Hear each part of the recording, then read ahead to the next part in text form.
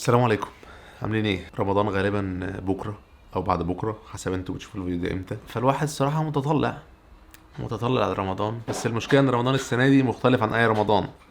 رمضان السنه دي جاي في زمن الكورونا، احنا زي ما احنا في البيت بنعمل التجهيزات اللي بنعملها كل رمضان. فمبدئيا كده طبعا البيت بنحاول نعلق ديكورات وزينه بتاعت رمضان عشان نعيش الاولاد في جو رمضان.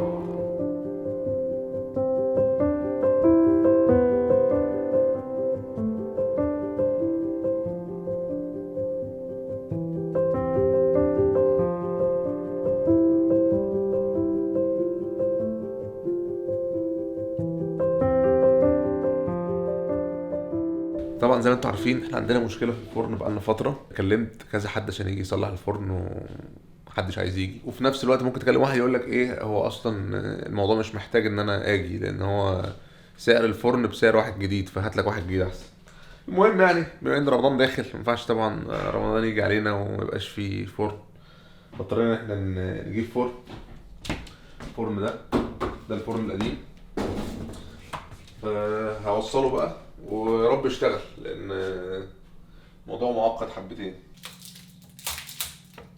يعني ازاي تعمل فرن ملوش مسك؟ يعني في ناس كده بتعمل حاجات غريبة. الفرن العادي اللي زي ده مثلا ليه مسكة من الجنب عشان تقدر تشيله، ده ملوش حاجة.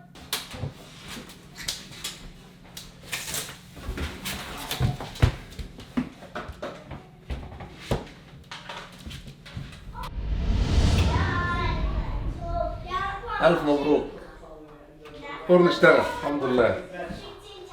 ألف حمد وشكر لك يا رب. والله يا جدعان الحياة من غير فرن معاناة. الحمد لله. يوسف دلوقتي عنده درس عربي مع الأستاذة إيمان، وبعديه حنين. السلام عليكم.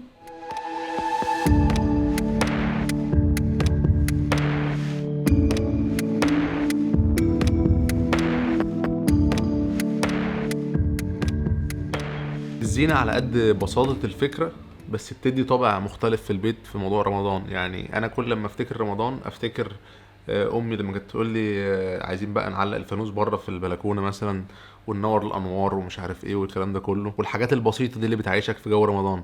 فانا يعني نفسي ان الاولاد برضو يكبروا على الحته دي، ان هم يفتكروا رمضان بديكور معين بشكل معين، احساس مختلف وبس. ده يعني اقل حاجه تقدر تعملها لهم في رمضان. والسنه دي يوسف من كتر ما بيسمع واحنا بنتكلم عن رمضان والصيام وكده قرر ان هو عايز يصوم، وعايز يصوم زينا من الصبح لبالليل. يا ابني ما ينفعش انت لسه صغير وبتاع. يقول لك لا انا عايز اصوم زيكم، انا ماليش فيه. فقلنا له لا، انت وحنين تصوموا مثلا نص يوم ولا ربع يوم ولا حاجه. فهيبداوا السنه دي هو وحنين يصوموا يعني مثلا لحد الظهر لحد العصر حاجه كده. يعني الحسنه الوحيده في موضوع الحجر ده ان هم هيقدروا يعيشوا رمضان السنه دي في البيت. يعني لو هم في المدرسه كان مستحيل يصوموا، يعني يوسف او حنين ما كانوش هيصوموا في المدرسه. انا عادي بيصوم في المدرسه، لكن يوسف وحنين ما كانوش هيصوموا، ما كانش هيجي في دماغهم اصلا الموضوع. وبعدين المدرسه عندهم في وقت معين لللانش ووقت معين مش عارف ايه، يعني ما كانش هيجي في دماغهم الموضوع ده. لكن دلوقتي بما ان طبعا الدنيا اجازه وهم قاعدين في البيت فعايشين الجو اكتر. المهم انا محتاج دلوقتي اجيب حاجه من السوبر ماركت، فيلا بينا على السوبر ماركت. بعض المحلات الكبيره زي المحل اللي انا فيه ده اسمه موريسون، حسب المنطقه اللي موجود فيها الفرع بيعملوا سيكشن مخصوص مثلا لرمضان. يعني المنطقه دي مثلا فيها مسلمين كتير، فمخصصين جزء خاص لحاجات رمضان، التمر، الزينه، الحاجات اللي انت ممكن تستخدمها في رمضان كلها. ده طبعا مش في كل الفروع. حبيبي ايه الاخبار؟ تمام. ايه الاخبار؟ الحمد لله تمام. ده طبعا بيبقى مش في كل الفروع، ولكن فروع معينه حسب المنطقه اللي انت فيها. الصيف بدا يخش والشمس طلعت، وده هيبقى تحدي الفترة اللي جاية للإنجليز إن هم يقعدوا في البيت، لأن هنا في إنجلترا الشمس أول ما تطلع تلاقي الناس كلها طلعت بره. فدلوقتي طبعا في ناس كتير قاعدة في البيت عشان ما فيش شغل، فهيبقى صعب عليهم القعدة كده الشمس طالعة وبتاع وهم قاعدين في البيت. خصوصا إن أول امبارح ولا من يومين كده طولوا مدة الحظر، خلوها كمان 3 أسابيع. هو ما فيش هنا حظر، يعني مثلا ما فيش ساعه معينه لازم ما تكونش في الشارع، ولكن المفروض ان انت اصلا ما تطلعش الشارع الا للضروره، فسواء بقى الصبح بالليل في اي وقت. Jan, come on. Guys. Come on. تعال. تعال. تعال. What's inside this box? That's for you. And that's for you. What does that say?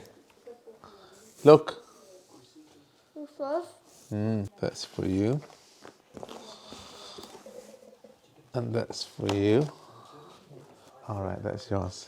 دي سجادة صلاة، كل واحد فيهم ليه سجادة ومكتوب عليها اسمه. والبوكس ده what's inside it let me see. البوكس ده فيه سبحة وفيه مصحف، بس معمول كده بطريقة جميلة. أحلى حاجة في الهدايا دي إن هي personalized، يعني كل واحد في حاجة بتاعته مخصوصة ليه. التطريز والكلام ده كله اشتريناه من موقع على النت، ما كناش نعرف هم جايين منين، بس طلعوا ان هم جايين من تركيا، فالحاجات دي كلها جت من تركيا. فدي هديه كده جميله لطيفه بالنسبه لهم عشان نشجعهم على رمضان بقى والكلام ده كله.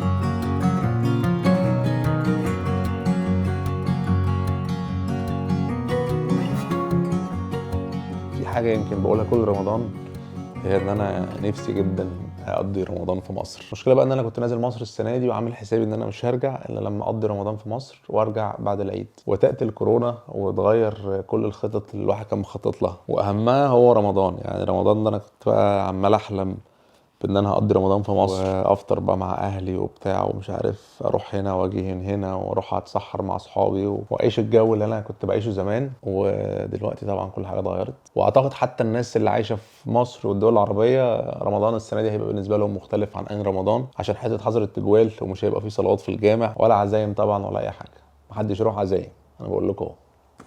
اشمعنى احنا يعني احنا ملتزمين وقاعدين في البيت، محدش يروح عزايم.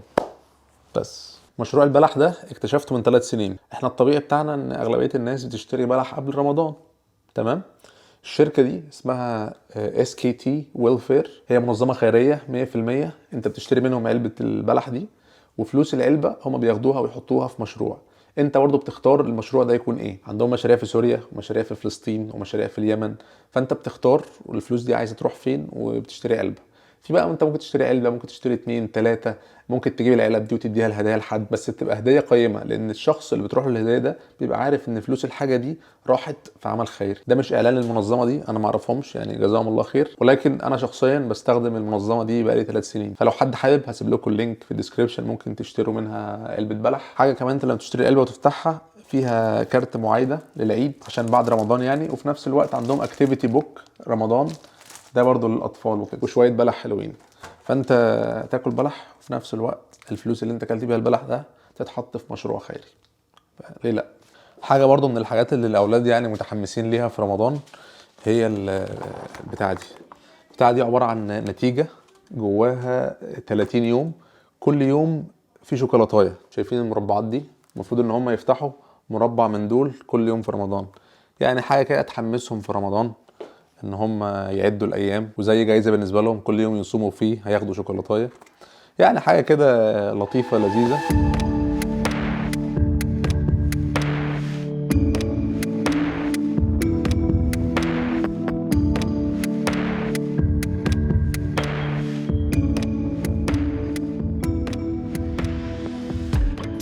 زي ما انتم عارفين طبعا دلوقتي العالم كله اتحول اونلاين، فخطبه الجمعه بقت اونلاين من المسجد، وغالبا طبعا في رمضان صلوات التراويح هتبقى اونلاين برضو، هيصلوا اونلاين ويذيعوها اونلاين، يعني هتتصور وتتذاع اونلاين، مش اللي هو هم هيصلوا وانت هتصلي وراهم ومن ورا الشاشه، لا طبعا ما اعتقدش ان الموضوع ده ينفع. وكمان بيقولوا كل الاحتفالات بتاعه العيد، انتوا عارفين بعض الجوامع كانت بتعمل احتفالات في العيد اللي هو بتجيب مثلا العاب للاطفال ومش عارف ايه والكلام ده كله، بيعملوا تجمعات، وناس بتجيب اكل بره المساجد والكلام ده كله، طبعا هيتمنع عشان مفيش تجمعات، هيبقى برضو اونلاين، فالناس هتقعد في بيوتها ويحتفلوا مع بعض اونلاين. المهم احب اسمع خططكم في رمضان، هتعملوا ايه في رمضان وناويين تقضوا رمضان ازاي. في نفس الوقت بفكر ان شاء الله يعني في خلال رمضان احاول لسه مش متاكد انزل مثلا 3 فيديوهات في الاسبوع او 4 فيديوهات في الاسبوع ان شاء الله باذن الله، هتبقى يعني حاجات مختلفه.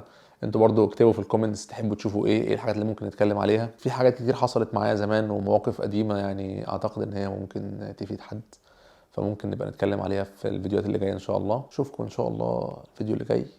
صوما مقبولا وافطارا شهيا ورمضان مبارك عليكم. احتفلوا برمضان مع عائلاتكم، حاولوا تعيشوا الاولاد الصغيرين الجو وتحسسوهم برمضان، حتى لو هتعملوا لهم حاجات بسيطه، بس الحاجات البسيطه دي اكيد هتفرق معاهم. وبس اشوفكم ان شاء الله الفيديو اللي جاي. السلام عليكم.